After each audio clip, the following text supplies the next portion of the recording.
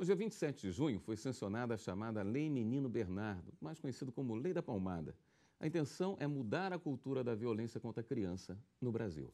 A partir dela, o Estatuto da Criança e do Adolescente passa a definir punições para castigos que causem sofrimento físico ou lesões. Para falar sobre o assunto, eu converso com o secretário executivo da Associação Nacional dos Centros da Defesa da Criança e Adolescente, Vitor Alencar, e com a especialista em Direito de Família e professora da Universidade de Brasília, Suzana Viegas. Mas antes de iniciarmos a nossa conversa de hoje, vamos assistir uma reportagem produzida pela equipe da TV Justiça. Acompanhe. Para os mais antigos, uma palmada pode ajudar a corrigir os filhos. Mas em Santa Catarina, os pais de uma menina exageraram e foram condenados pelo Tribunal de Justiça a 2 anos e 20 dias de prisão. Os pais não negaram o espancamento e foram indiciados por violência doméstica e familiar. Para o relator do processo, os pais não têm o direito de agredir fisicamente os filhos, seja qual for o motivo para essa reação. A pena foi suspensa por 2 anos e nos 2 primeiros meses, a cada 30 dias, eles deverão se apresentar em juízo. Eles também não poderão deixar a comarca sem autorização judicial. A chamada Lei da Palmada, que pune castigos que resultem em sofrimento físico às crianças, está sendo muito discutida.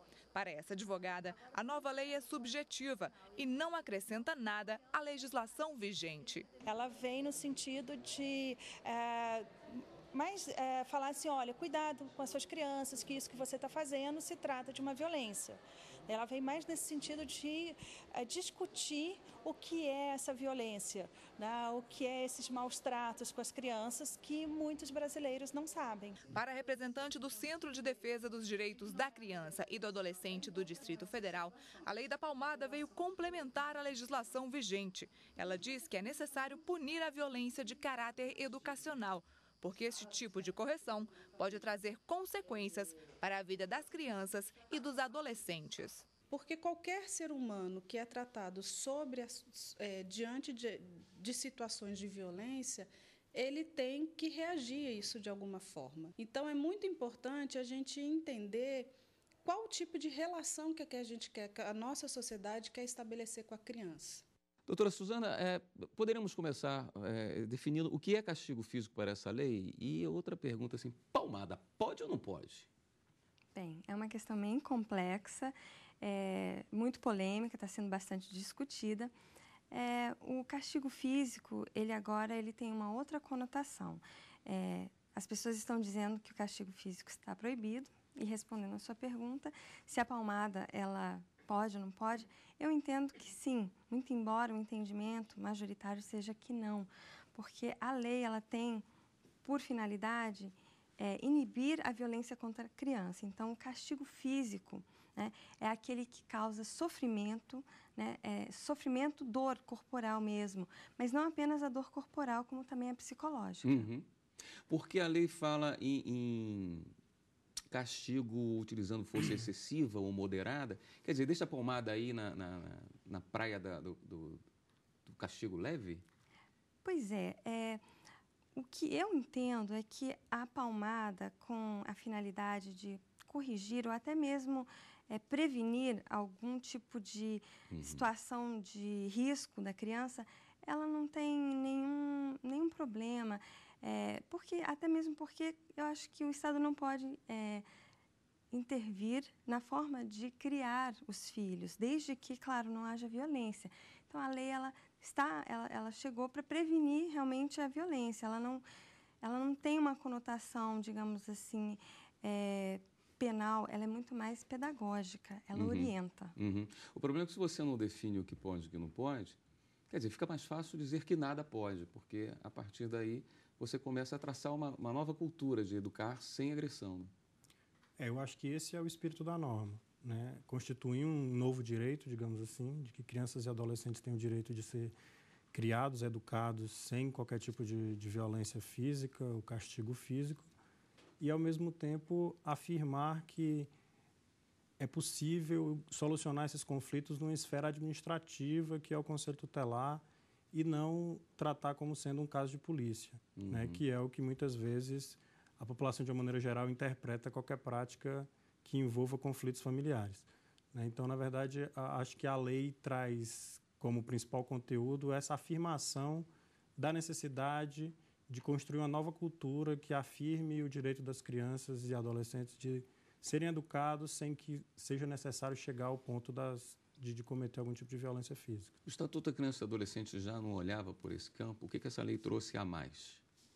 Bem, o Estatuto da Criança e do Adolescente prevê várias sanções para o pai ou a mãe que cometa algum ato que coloque em risco a integridade da criança. Mas essa lei, ela, digamos assim, ela altera e explicita que o castigo aplicado pelo pai e pela mãe de maneira abusiva, digamos assim, que gere à criança algum sofrimento físico ou psicológico, já está fora daquilo que é considerado normal. Então, agora o Estatuto da Criança e do Adolescente prevê, está bem claro lá que, havendo qualquer tipo de castigo, que viole os direitos fundamentais, principalmente de uma criança, porque nós temos, por trás do Estatuto da Criança e do Adolescente, temos a Constituição Federal, e a lei ela deve guardar harmonia com todo o sistema. Então,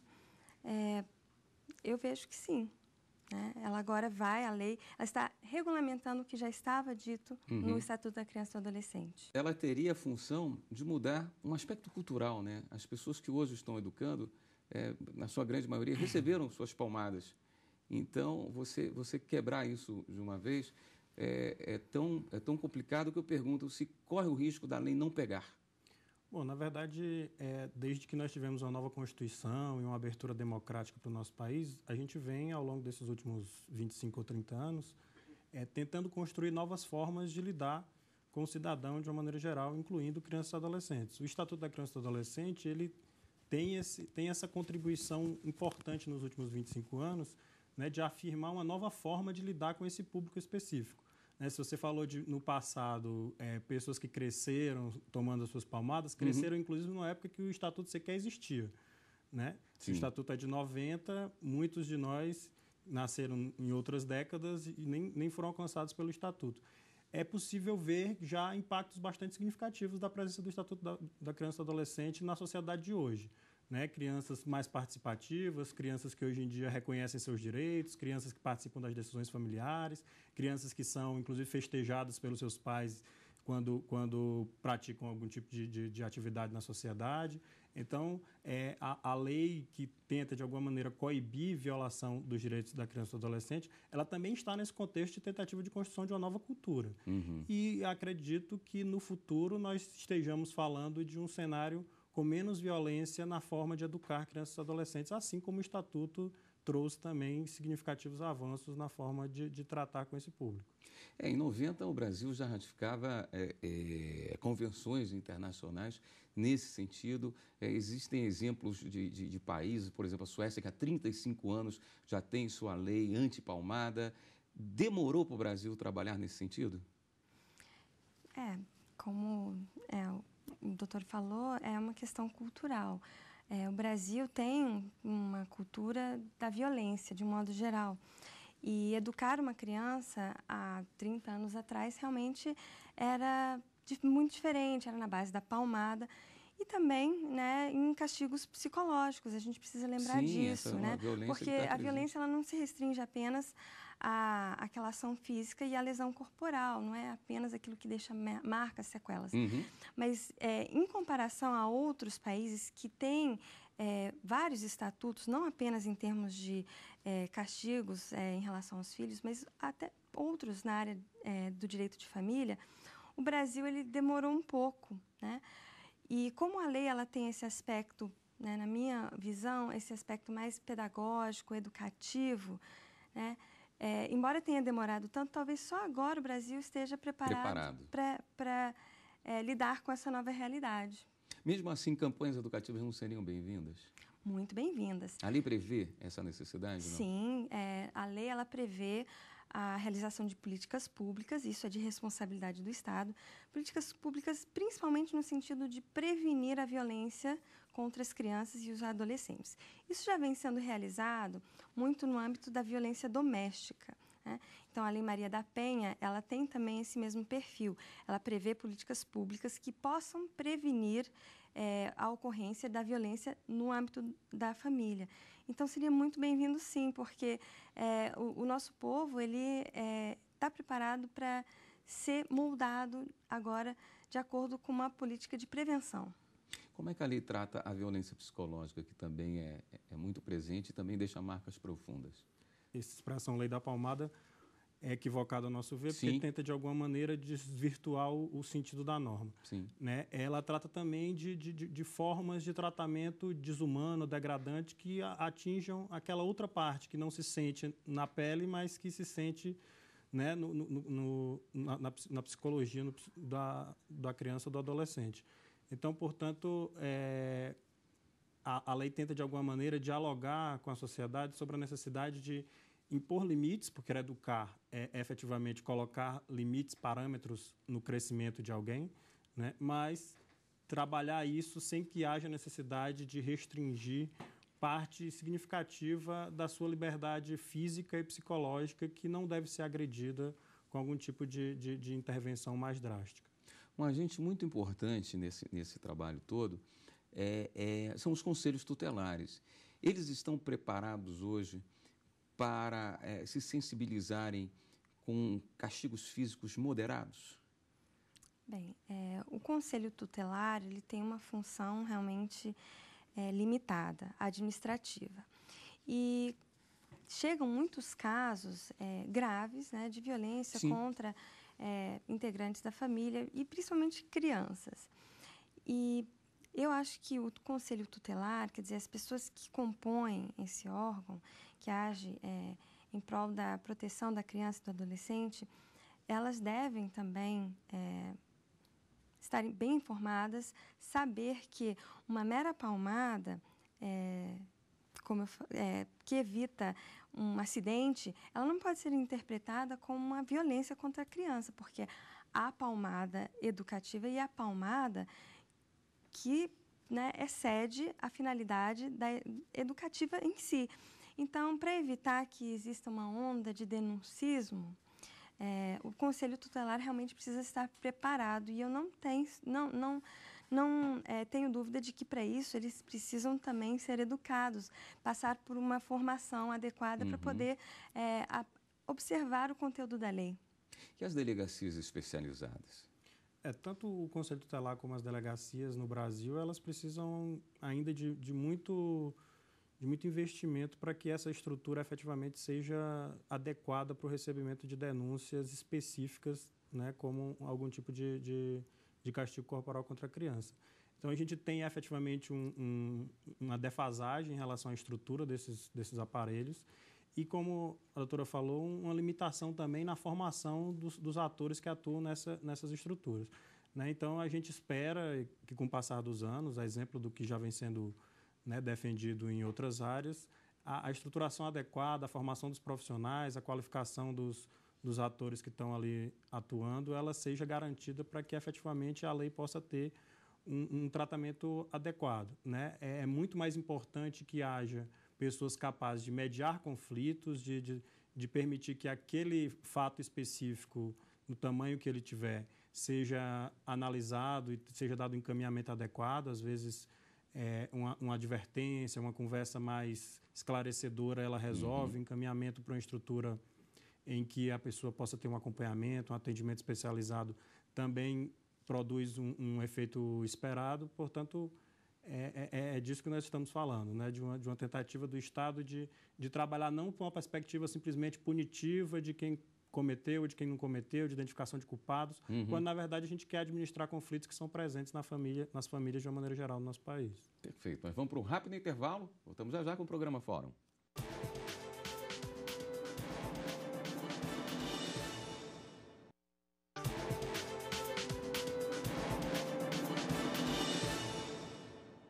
Estamos de volta com o Fórum. No programa de hoje estamos falando sobre a Lei Menino Bernardo, popularmente conhecida como Lei da Palmada. Quais são as punições previstas para os pais ou responsáveis pela agressão? Bem, na verdade, a lei ela não tem um caráter, assim, digamos, punitivo quando nós comparamos ao texto de uma lei penal.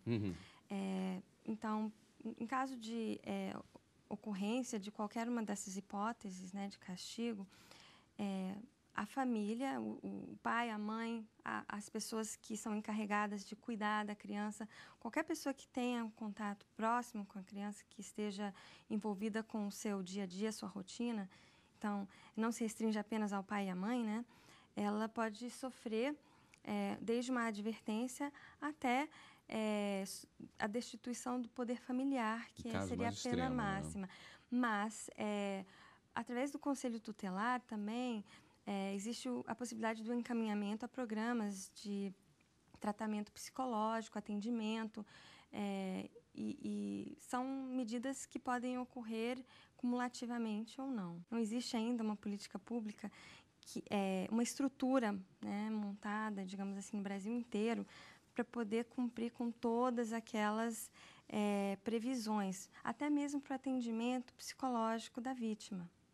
Então, é necessário também que o Estado faça a sua parte, capacite as pessoas que vão participar, né, da aplicação dessa lei e também que disponha da estrutura necessária para colocá-la em prática. Existe alguma expectativa de diminuição drástica dessa violência a curtíssimo prazo? Ou isso é um trabalho feito a médio e longo prazo? A gente entende que há um contexto de disseminação de práticas violentas na sociedade brasileira de uma maneira geral, né? E crianças e adolescentes também costumam ser um público bastante frequente de práticas violentas. Se você olhar as estatísticas do próprio Disque-100 citado anteriormente, é um dos públicos que mais sofre negligências, enfim, agressões de uma maneira geral. Então, há uma expectativa, sobretudo, de que o retorno desse debate em torno da violência contra a criança, causado pelo advento da norma, permita a existência de novas políticas de intervenção do Estado na tentativa de prevenir conflitos, né?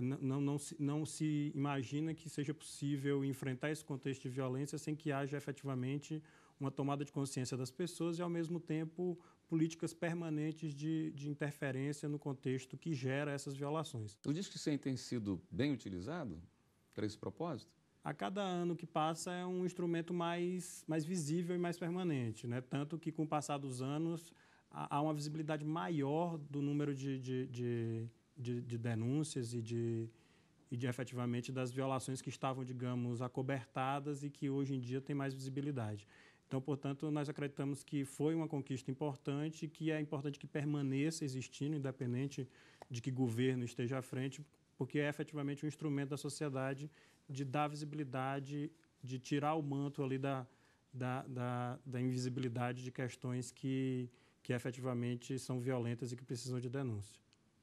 Existem agravantes para o fato de serem crianças muito novas ou pelo tamanho da violência utilizado? Isso está previsto em lei?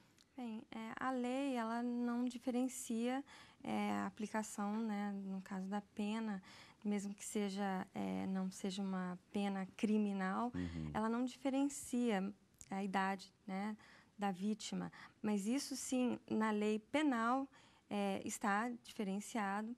E aí, claro, mas nós já não estaríamos falando do âmbito de aplicação da lei Menino Bernardo, mas sim do nosso Código Penal, em que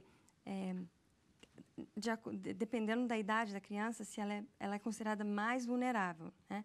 Então, aí pode haver uma agravante na aplicação da pena. Estamos chegando ao final do programa. Eu gostaria de ter a palavra, a opinião de vocês a respeito dessa lei.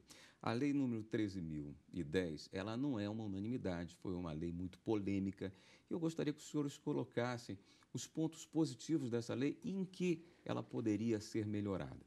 Ao nosso ver, a lei ela foi uma conquista da sociedade na medida em que ela traz para dentro do Estatuto da Criança e do Adolescente, ou seja, uma norma que visa afirmar direitos de um segmento da sociedade brasileira historicamente submetido a situações de violência.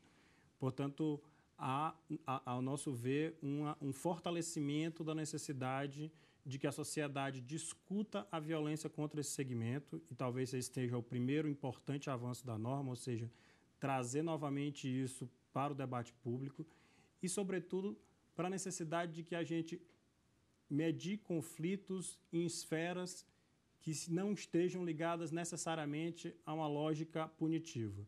né? Quando você traz para dentro do Estatuto da Criança e do Adolescente, quando você afirma a necessidade de intervenção do Conselho Tutelar, que é uma esfera administrativa, você está, de alguma maneira, dizendo para a sociedade que vamos dar um freio nesse nosso ímpeto de, a todo tempo, querer criminalizar condutas, punir as pessoas, tratar as violências diversas simplesmente com uma nova pena e outras violências que se causam quando colocam pessoas dentro do sistema prisional, por exemplo. Né? Essa lei, ao contrário de tantas outras, ela traz uma discussão muito mais madura, muito mais numa perspectiva de afirmação da dignidade desse público do que propriamente outras normas que simplesmente trazem uma criminalização de uma conduta e isso fica como o limite. Né? Então, a nosso ver, há um avanço significativo e o que nós esperamos é que, através das políticas que a própria norma, de alguma maneira, incentiva, a gente possa, no médio, no longo prazo, construir uma sociedade a partir de parâmetros mais democráticos, ou seja, onde nós possamos lidar, inclusive com nossas crianças e adolescentes, sob uma perspectiva de não violência, ou seja, de construção de uma cultura de mais paz na sociedade brasileira. Doutora Suzana.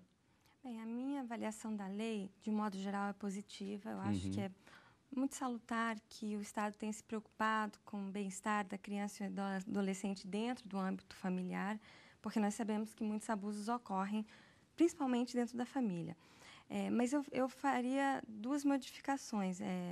Primeiro, definir melhor o que seria o castigo, o que seria a violência, porque fica parecendo, muitas pessoas estão questionando se podem ou não, né, dar uma palmadinha na criança. Vou dar um exemplo aqui.